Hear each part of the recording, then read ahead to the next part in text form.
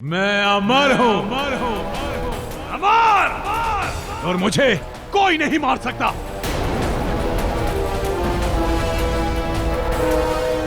नागमती, अच्छा हुआ तुम स्वयं चली आई मेरे इस यज्ञ की आहुति में मेरा साथ देने।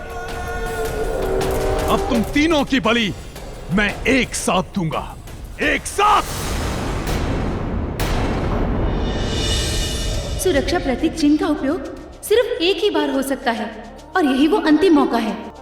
राजन, ज्योतिषाचार्य ने कहा था कि इस बालक के जीवन पे संकट आएगा तो ये प्रतीक चिन्ह इसकी रक्षा करेगा।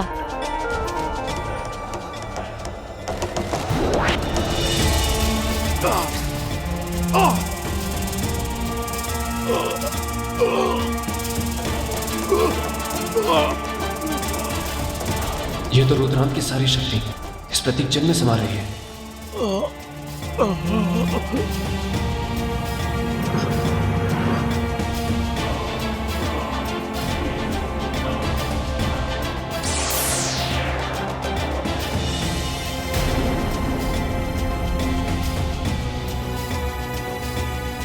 रुद्रांत इस संसार में कोई भी अमर नहीं, सबकी मृत्यु निश्चित है।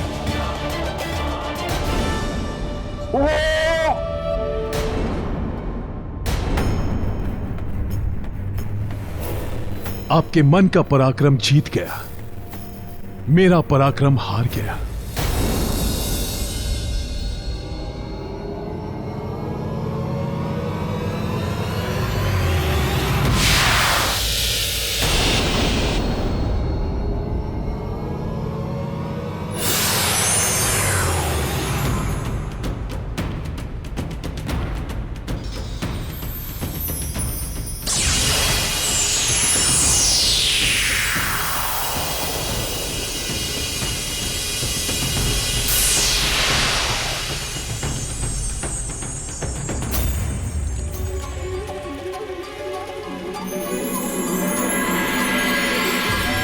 ओह, राजा भोज ने तो पराक्रम की पहली परीक्षा पार कर ली।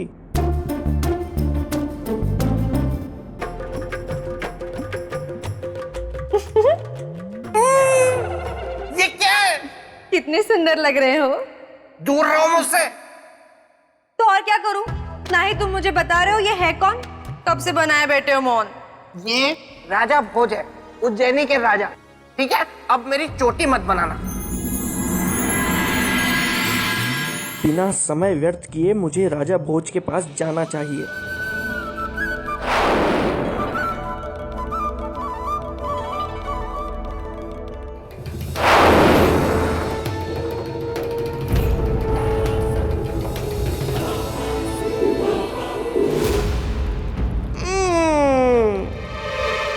राजन, आप फिर से यहाँ इसी गुफा में आ गए। इस संसार में इतनी सुंदर सुंदर अद्भुत जगह हैं, आप वहां भी जा सकते थे, लेकिन नहीं, आपको यहीं आना था, इसी गुफा में, ये पेड़ पौधे पत्तियां फूल और इस कबूतर को देखने। आप एक नन्हे बच्चे की तरह हैं और मेरे मित्र का सिंहासन एक खिलौना है। नहीं बेताल, यह सिंहासन मेरे लिए खिलौना नहीं है, बल्कि मेरी प्रजा के हित के लिए मेरा एकमात्र लक्ष्य है।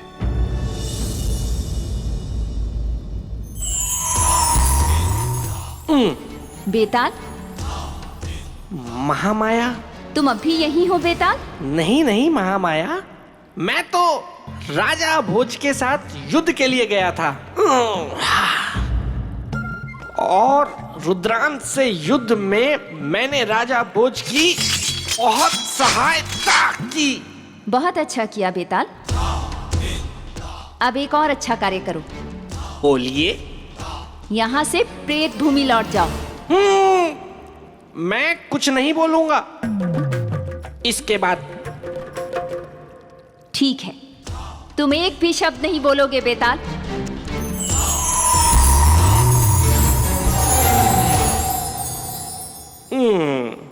हाँ तो राजन, हम कहाँ?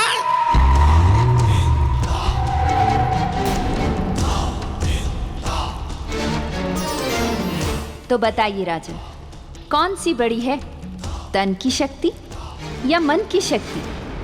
राजन, आप महापराक्रमी हैं, महान राजा हैं। मैं आपसे बहुत प्रसन्न हूँ। मेरी और आपकी कोई शत्रुता नहीं है। वो तो मेरे मित्र के सिंहासन पे कोई ऐसा वैसा राजा नहीं बैठना चाहिए, इस बात की चिंता मुझे सताती रहती है। परंतु जिस तरह आपने रुद्रांत के साथ युद्ध किया और नागमती के पुत्र की रक्षा की, मैं आपसे बहुत प्रभावित हो गया हूं।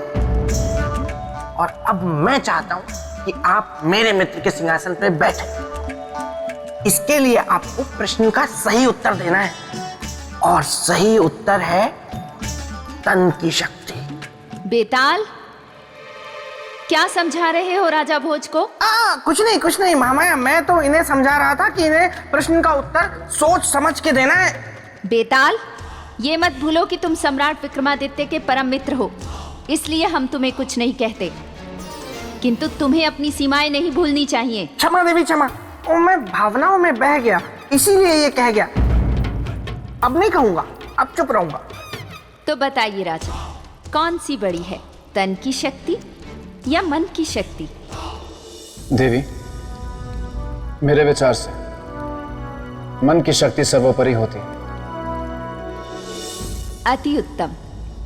राजन, अब आप सिंहासन की अगली सीढ़ी की ओर बढ़ सकते हैं।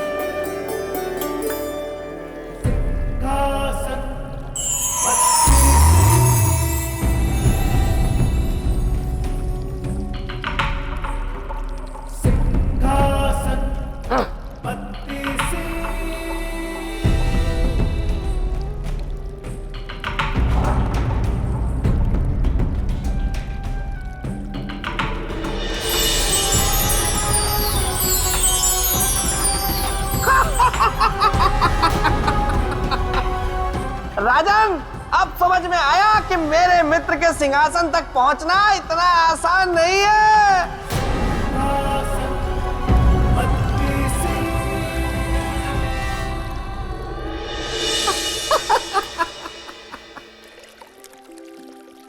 बेताल, मैं जानता हूं ये एक साधारण सिंहासन नहीं है।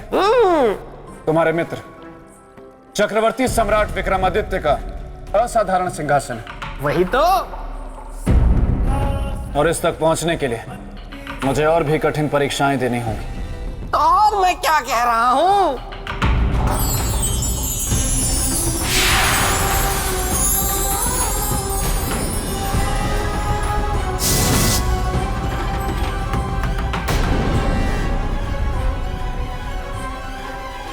मैं सिंहासन में त्याग की प्रतीक रक्त मंजरी हूं। प्रणाम देवी। राजा भोज का आपको प्रणाम। आपको सिंहासन की तरफ बढ़ने से पहले चक्रवर्ती सम्राट विक्रमादित्य के त्याग के बारे में जानना होगा। अवश्य देवी।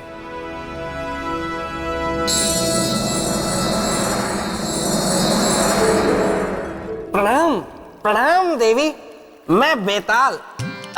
क्षमा कीजिएगा, लेकिन देवी, मेरे मित्र के त्याग की कथा इन्हें सुनाकर क्या फायदा, और कोई आवश्यकता भी नहीं है। आप इन्हें साफ साफ कह दीजिए ना कि इनमें मेरे मित्र के सिंहासन पर बैठने की योग्यता नहीं है। बेताल, हमें क्या करना है और क्या नहीं, ये आपको बताने की आवश्यकता नहीं है। पर सिंहासन तो मेरे मित्र का है ना। किंतु बना तो हम 32 पुतलियों से ही है ना। हाँ, वो भी है। इसलिए आप शांत रहिए। हाँ तो राजन, मैं आपको राजा विक्रमादित्य की त्याग की कहानी सुना रही थी। एक दिन विक्रमादित्य की पत्नी चित्रलेखा उनका चित्र बना रही थी।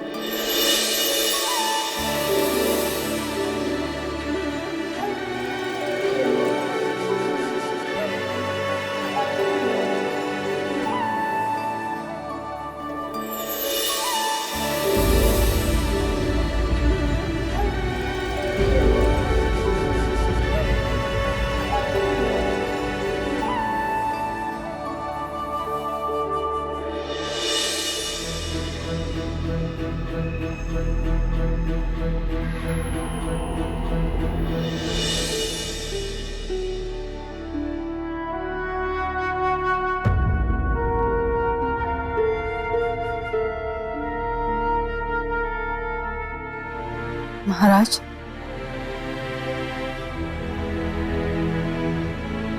आप विश्राम के समय में भी हमें समय नहीं दे रहे। क्या आप नहीं चाहते कि हम आपका यादगार एक और अमर चित्र बनाएं? महारानी चित्रलेखा, ये आप क्या कह रही हैं? हम आपको समय नहीं दे रहे। हम तो पिछले एक पहर से आपके सामने ही हैं। हाँ, पर आपका मन तो यहाँ नहीं है।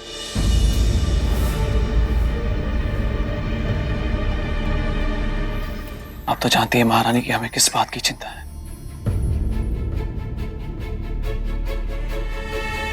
कहीं हमारी प्रजा को कोई नुकसान ना हो जाए। और महाराज, आपकी प्रजा सुखी है।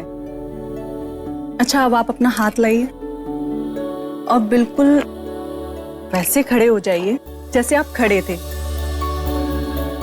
लोगों को किसी भी चीज की कोई कमी नहीं है। पूरे राज्य में शांति है। और हाँ, अब आप अपनी स्थिति जब तक नहीं बदलेंगे जब तक कि हम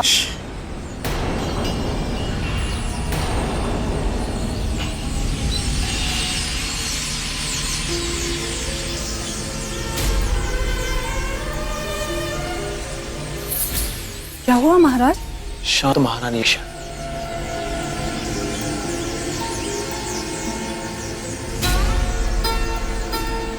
आपको कोई आवाज सुनाई दे रही?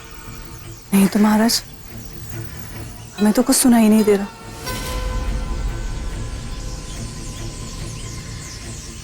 हमें किसी के रोने की आवाज सुनाई दे रही, जैसे कोई विलाप कर रहा।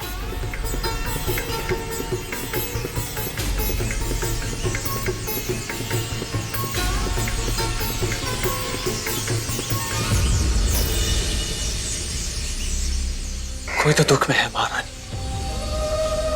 पक्षियों के विलाप का स्वर है, उनके रोने की आवाज।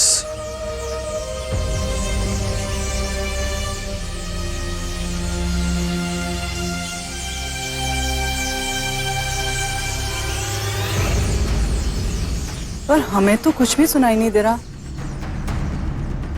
महाराज।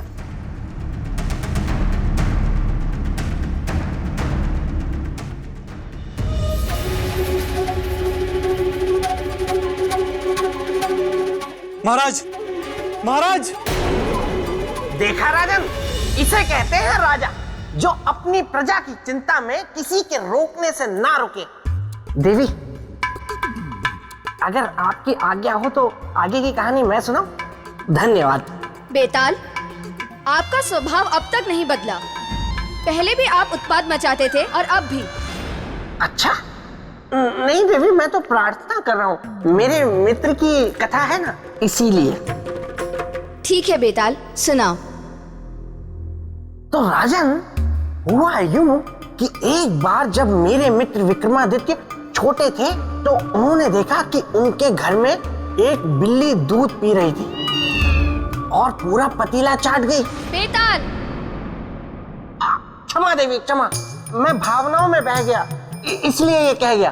तो राजन, हुआ यूं कि मेरे मित्र सम्राट विक्रमादित्य उस क्रंदन के स्वर का पीछा करते करते उस दिशा में बढ़ते गए और जाते जाते जा पहुंचे उस वृक्ष के पास।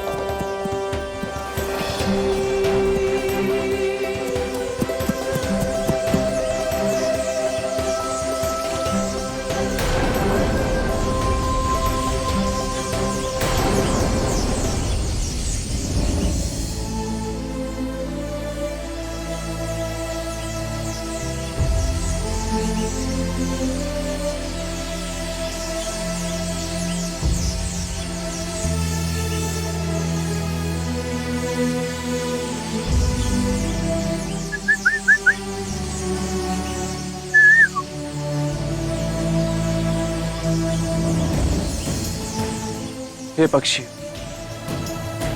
हमारे राज्य में किसी भी वस्तु की कमी नहीं है। सारे सुख और सुविधाएं, प्रजा से लेकर पशु पक्षी तक सभी सुखी और संतुष्ट है। फिर आपके दर्द का कारण क्या है?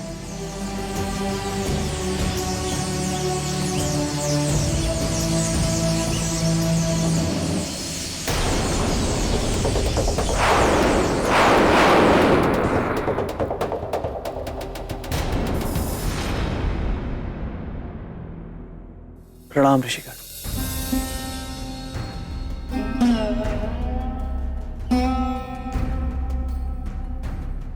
ऋषिगण, आप लोग पक्षी के रूप में और आपकी आंखों में आंसू और स्वर में दर्द का कारण क्या है? बताइए ऋषिगण। सम्राट, कल महादानी ऋत्विक ध्वज मृत्यु को प्राप्त हो जाएंगे। मृत्यु तो अटल सत्य है। जिसका जन्म हुआ है उसकी मृत्यु भी निश्चित है। तो फिर सत्य का विलाप क्यों? पर उनकी मृत्यु का कारण जीवन चक्र में समान मृत्यु नहीं है। तो फिर क्या कारण है ऋषि? उनकी मृत्यु का कारण उनका त्यागी स्वभाव तथा दान देने की इच्छा। लहू बहाकर धन अर्जित करते हैं और फिर बिना मोह माया उसे दान कर देते हैं।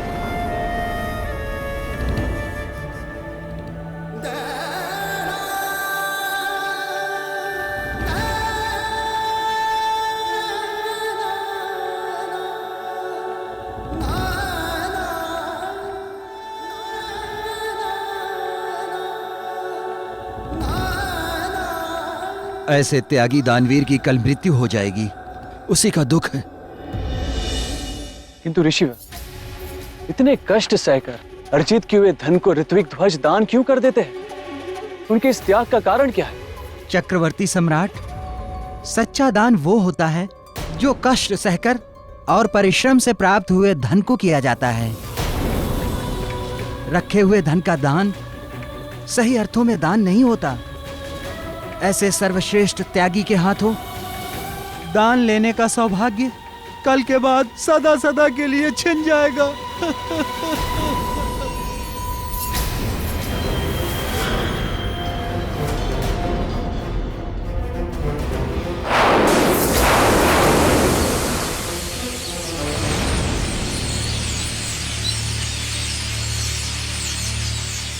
ऐसे महात्यागी और महादानी की मृत्यु,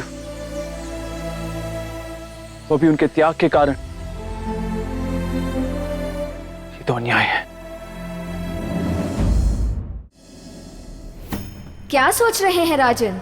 बोलें, बतलाएं, जीवन बड़ा है या त्याग? उत्तर देकर सिंहासन को पाएं।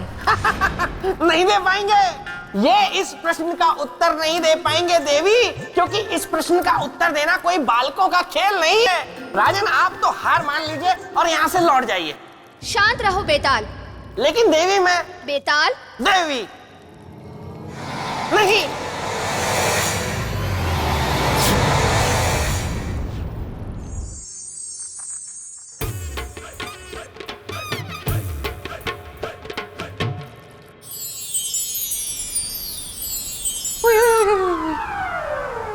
बेताल अभी तक नहीं आया।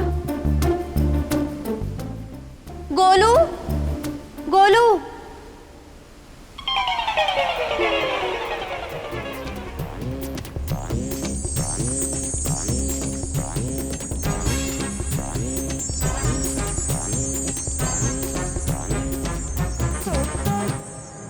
क्या सोच रहे हैं राजन? बतलाएं, जीवन बड़ा है या त्याग? जीवन बड़ा है देवी। जीवन है तभी त्याग। पाने का प्रयास है, खोने का दुख है। जीवन नहीं तो कुछ भी नहीं। जीवन के कारण ही मनुष्य निस्वार्थ त्याग करता है, इसीलिए जीवन ही बड़ा है।